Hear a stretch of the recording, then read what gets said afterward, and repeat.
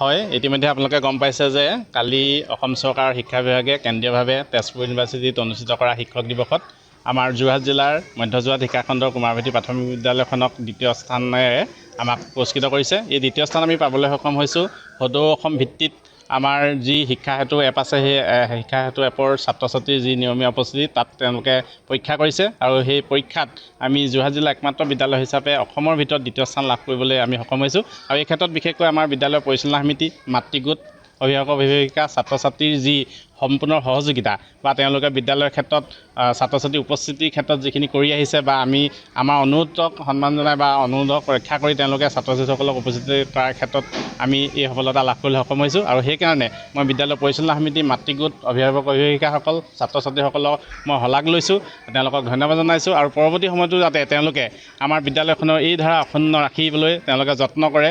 আমি অহাবাৰৰ পৰা যাতে প্ৰথম স্থানত থাকোঁ, শীৰ্ষ স্থানত থাকোঁ, তাৰোপৰি আমি 100% উপস্থিতিৰে যাতে অসমত অভিলেখ সৃষ্টি কৰিব পাৰোঁ, তাৰ বাবে তেওঁলোকে চেষ্টা কৰক, আমাক সহযোগিতা কৰক। আৰু আমি প্ৰতি মাহৰ যি আমাৰ মাহেকীয়া সভা হয়, সেই মাহেকীয়া সভাত আমি উপস্থিতিৰ কথাটো প্ৰত্যেক মুহূৰ্ততে অনুষ্ঠিত কৰোঁ, আমি আলোচনা কৰোঁ। তাৰোপৰি আমাৰ প্ৰাতঃ সভাত ছাত্ৰ ছাত্ৰীসকলক বুজাই দিওঁ, অভিভাৱকসকলক আমি বুজাই দিওঁ। আৰু সেইকাৰণেই আচলতে আমি এনেধৰণৰ সন্মান লাভ কৰিবলৈ সক্ষম হৈছোঁ। গতিকে আমি অতি আনন্দিত আৰু আপোনালোকে আহি আজি আমাক এনেধৰণে আমাৰ মন্তব্য লোৱাৰ বাবে আমি আপোনালোককো ধন্যবাদ জনাইছোঁ।